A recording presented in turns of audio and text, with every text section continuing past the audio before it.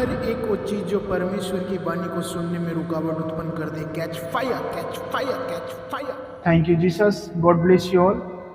और मैं तेरे और इस स्त्री के वंश के बीच में बैर उत्पन्न करूंगा, वह तेरे सिर को कुचल डालेगा और तू उसकी एड़ी को डसेगा, क्योंकि उसमें ईश्वर तत्व की सारी परिपूर्णता सदैव वास करती है और तुम उसी में भरपूर हो गए हो, जो सारी प्रधानता और अधिकार का शिरोमणि है। आमीन। उत्पत्ति की पुस्तक अध्याय 3 और 15वीं आयत और कुलुस्सियों की पत्री अध्याय 2 वचन 9 और 10। Thank you Jesus.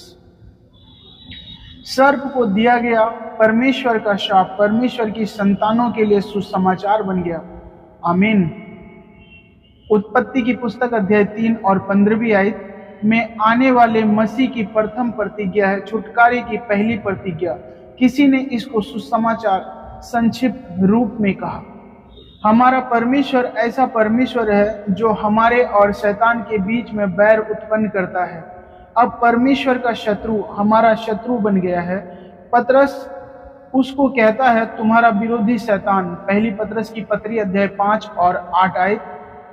आप परमेश्वर के साथ हो और परमेश्वर और आपने शैतान के विरुद्ध युद्ध छेड़ रखा है। हमारे विरोध में शैतान की घृणा हमारे लिए आशीष का कारण है।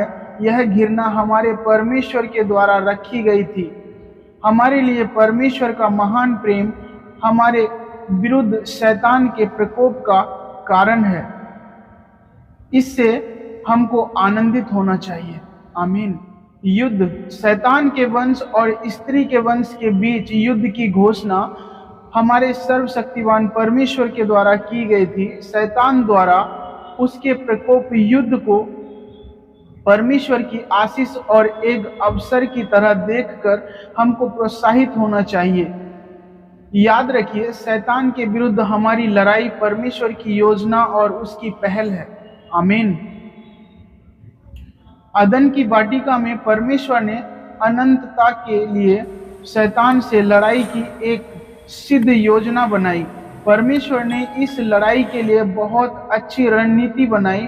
वह अपनी जीत के प्रति सुनिश्चित था। यह परमेश्वर ही था जिसने इस युद्ध की घोषणा की, न कि शैतान। Thank you Jesus. यीशु के इन वचनों को याद रखिए। या कौन ऐसा राजा है जो दूसरे राजा से युद्ध करने जाता हो और पहले बैठकर विचार न कर ले कि जो 20,000 लेकर मुझ पर चढ़ा आता है, क्या मैं 10,000 लेकर उसका सामना कर सकता हूं या नहीं। लूका रचित सुसमाचार अध्याय 14 और वचन 31। हमारा परमेश्वर बहुत अच्छे से जानता था कि वह बहुत आसानी से दुश्मन को समाप्त कर देगा। आमीन। मसीह में परमेश्वर की प्रतिज्ञा के वंश अपने प्रभु यीशु के साथ एक हो जाते हो। पहली यूहन्ना की पत्री अध्याय 3 और 9 आयत। परमेश्वर का विजय बीज हम में है। हमारी जीत पहले से सुनिश्चित है। स्त्री का वंश, क्योंकि शाप स्त्री के कारण आया, इसीलिए परमेश्वर ने स्त्री को अपना वंश लाने के लिए चुना। यह परमेश्वर के युद्ध की तकनीक है। इसी कारण से शैतान पीढ़ियों से धर्मियों के वंश से घृणा करता है और उनको नाश करना या दूषित करना चाहता है। हाबिल के बाद से उसने परमेश्वर के वंश को रोकने के लिए और भी बहुत लोगों की हत्या की। परमेश्वर ने अपने लोगों को संपूर्ण इतिहास में से लेकर चला और शैतान का सिर को कुचलने के लिए परमेश्वर अपने वंश को लाया। हमसे यह भी सभी वायदे बाइबल के आरंभ में ही किए गए थे।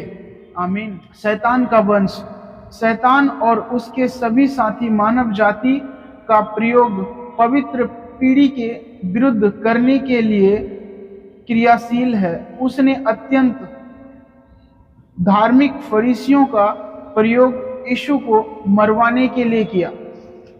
Thank you Jesus. यीशु ने स्पष्ट कहा, तुम अपने पिता शैतान से हो और अपने पिता की लालसाओं को पूरा करना चाहते हो। यूहन्ना रचित सुसमाचार अध्याय 8 और 44 वचन।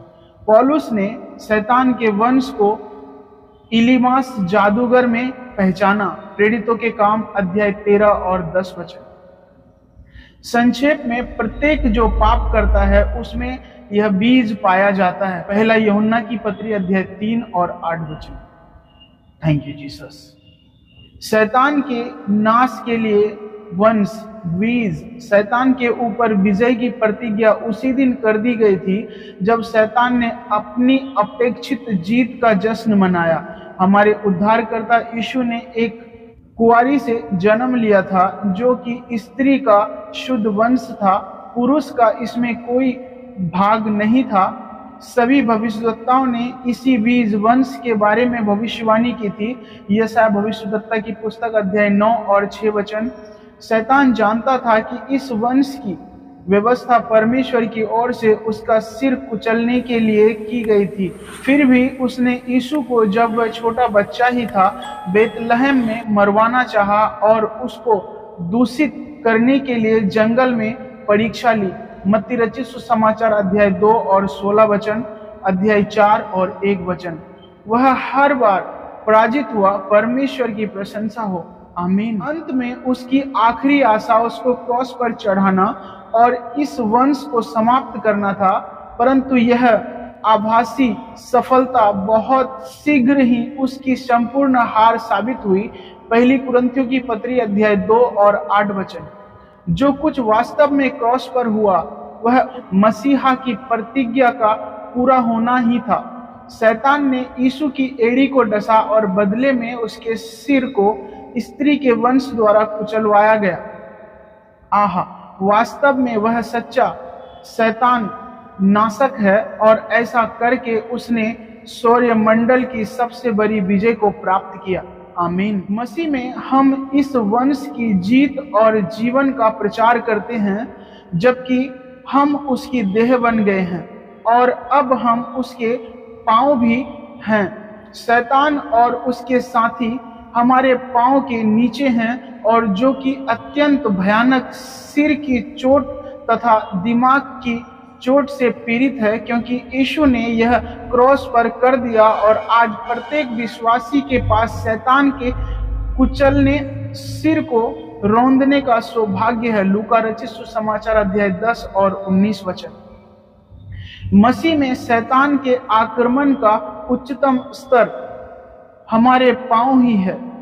वह 1 मिलीमीटर भी आगे नहीं बढ़ सकता। हे प्रियो, शैतान के आक्रमण की अधिक चर्चा मत कीजिए। यह आक्रमण इतने बड़े नहीं जितने बड़े आपने कल्पना की। आप एक हारे हुए शत्रु के विरुद्ध लड़ रहे हो जिसके सिर का आपके द्वारा पहले ही विनाश हो चुका है और उसकी शक्तियों के चिथड़े उड़ा दिए गए हैं। अपनी मृत्यु के द्वारा यीशु ने मौत को भी हरा दिया। कुलुस्सियों की पत्री अध्याय 2 और 14 वचन। इब्रानियों की पत्री अध्याय 2 और 14 वचन। एक दिन शैतान की आभासी उपस्थिति भी हमारे पांव के नीचे कुचल दी जाएगी। रोमियो की पत्री अध्याय 16 और 20 वचन। तब तक हम एक जीत से दूसरी जीत की तरफ बढ़ें, उसके कार्यों को नाश करते हुए, उसके क्षेत्रों में आक्रमण करते हुए, अपनी वस्तुओं पर अधिकार करते हुए और कैदियों को मुक्त कराते हुए मसीह में हमको नरक की तमाम शक्तियों पर विजय प्राप्त करनी है। आज ही इस विजय को महसूस करें। Thank you Jesus. प्रभु आपका धन्यवाद हो कि आपने शैतान के वंश और स्त्री के वंश के बीच में बैर उत्पन्न किया। आपने उसके सिर को कुचल दिया। जब उसने आपकी एड़ी को डसा, आपने सब कुछ यीशु के पांव के तले कर दिया और उसे सब वस्तुओं पर शिरोमणि ठहराकर कलीसिया को दे दिया, जो कि आपकी देह है। आप में ईश्वर तत्व की सारी परिपूर्णता सदैव वास करती है और मैं उसमें भरपूर हो गया हूँ क्योंकि मैं मसीह में हूँ। आमीन। Thank you Jesus. इस चैनल को लाइक करें, शेयर करें और सब्सक्राइब करें। The best is coming next. Thank you Jesus.